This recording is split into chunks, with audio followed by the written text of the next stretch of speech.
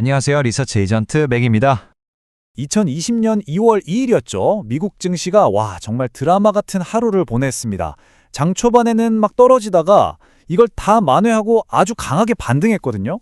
그래서 오늘 이 인상적인 V자 반등, 대체 뭐가 이끌었는지, 그리고 이 안에서 우리가 발견한 시장 패턴들이 우리 한국 투자자들한테는 어떤 의미가 있는지 한번 깊숙이 파헤쳐 보겠습니다. 자, 그럼 바로 시작할게요.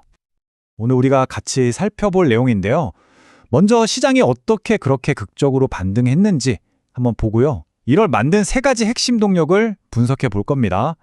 그리고 나서 시장을 지배했던 5가지 투자 패턴, 또 가장 많이 오른 20개 종목을 아주 자세히 뜯어볼 거고요.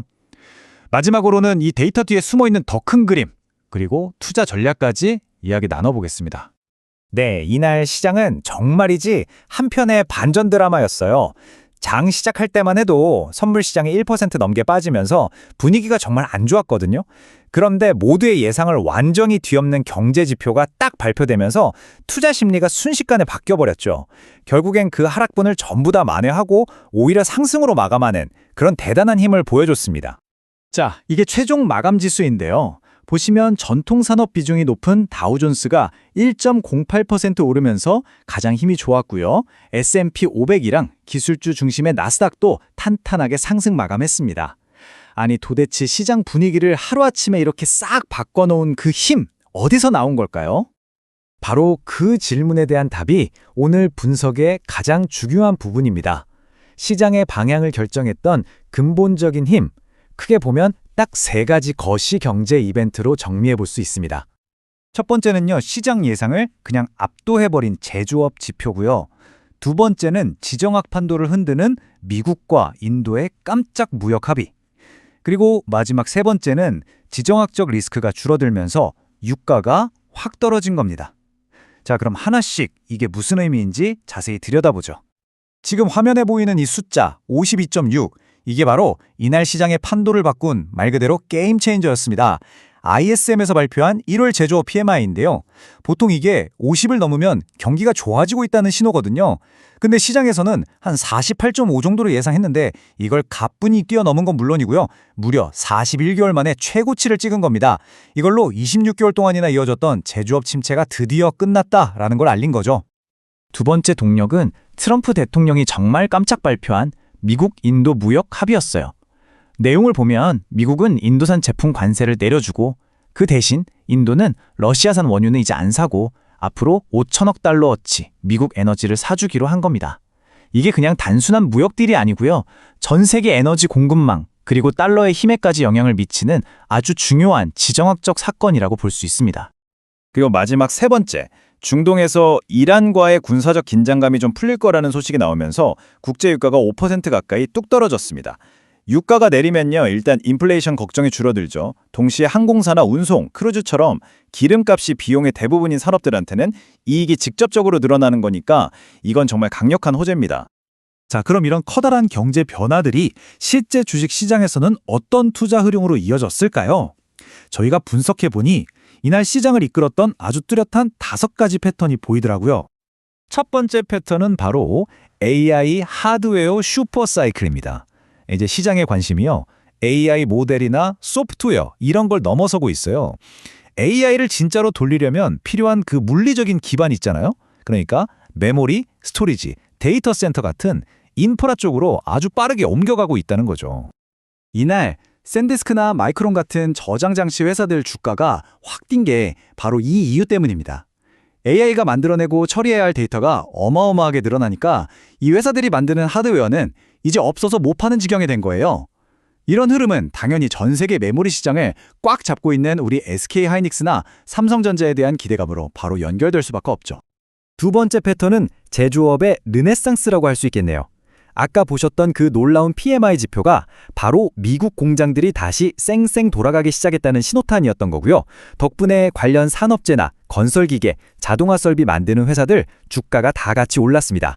대표적인 예가 바로 중장비 만드는 캐터필러 주가가 강했던 건데요. 미국의 제조업이 살아난다는 건 여기에 부품이나 완제품을 파는 우리나라의 HD현대 인프라코어, 두산밥켓 같은 회사들한테도 주문이 늘어난다는 아주 직접적인 신호가 되는 거죠. 세 번째 패턴은 기름값이 떨어져서 직접적으로 이득을 보는 종목들입니다. 한번 생각해 보세요. 매출은 똑같은데 비용에서 제일 큰 부분을 차지하는 기름값이 줄어든다.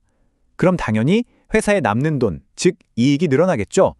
시장은 바로 이 마진 스프레드가 커질 만한 기업들을 재빨리 찾아 나선 겁니다. 크루즈 회사인 카니발이나 유나이티드 항공 주가가 급등한 게 딱 그 예시예요. 이익 구조가 비슷한 우리나라의 대한항공, 제주항공 같은 항공사나 H&M, 현대글로비스 같은 해운, 물류 회사들도 이런 흐름을 같이 탈 가능성이 아주 높다고 볼 수 있습니다. 네 번째 패턴은 실적이 깡패다. 바로 이겁니다. 시장 방향이 좀 애매하고 불안할 때 투자자들은 결국 가장 믿을 만한 곳으로 가거든요. 그게 바로 숫자로 딱 증명되는 실적이죠. 4분기 실적 발표 시즌이었는데 여기서 좋은 성적을 낸 애플이나 월마트 같은 큼직한 우량주들이 흔들리는 시장을 꽉 잡아주는 닷 역할을 해준 겁니다. 이런 대형 가치주의의 안정적인 모습은 우리 시장에서도 똑같이 적용돼요. 세계 시장에서 경쟁하는 삼성전자나 현대차 같은 수출 대기업들, 그리고 탄탄한 내수 기반을 가진 네이버나 SK텔레콤 같은 회사들이 비슷한 역할을 해줄 거라고 기대할 수 있는 거죠. 자, 마지막 다섯 번째 패턴입니다. 이건 경제 전체의 흐름하고는 좀 별개로 M&A나 상장 방식 변경 같은 회사 자체의 특별한 이벤트가 주가를 움직인 경우예요.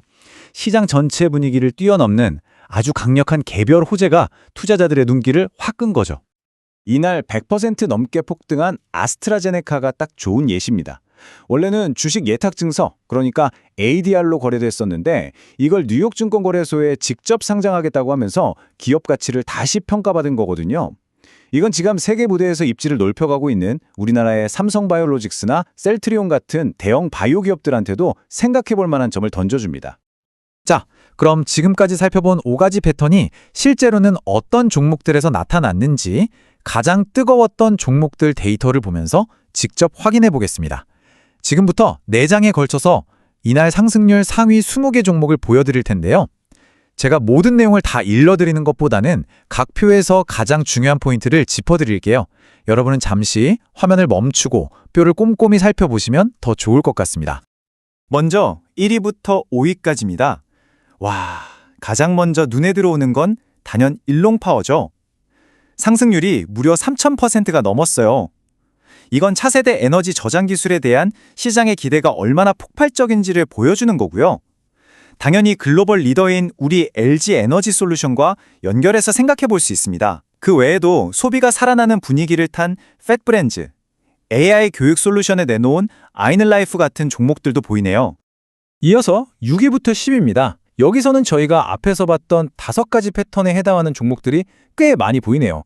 6위 아스트라제네카, 이건 특별한 호재 패턴의 대표 주자였죠. 그리고 7위 퓨즈머신즈나 8위 베너브 글로벌은 각각 기업용 AI와 자동화라는 큰 흐름을 타고 있고요. 이건 우리 네이버나 포스코DX와 연결 지어볼 수 있겠습니다. 10위 테크크리에이트는 제조업이 살아나면서 혜택을 본 숨은 강자라고 할 수 있겠네요. 자, 11위부터 15위 구간을 보면요. 헬스케어, 기술주, 그리고 기름값 변동으로 이득 본 회사들이 섞여 있어요. 특히 12위에 있는 사이언스 바이오, 이런 신약 개발 기대감으로 주가가 움직인 경우는 우리나라의 셀트리온 같은 혁신 바이오 기업들과 딱 맞아떨어지죠. 15위 해운사인 시스리스는 유가 하락 패턴의 아주 교과서적인 사례로 우리 페노션과 비슷한 흐름을 보인다고 할 수 있습니다. 마지막으로 16위부터 20위입니다. 여기서 딱 하나 가장 중요한 종목을 꼽으라면 전 17위 샌디스크를 말하고 싶네요.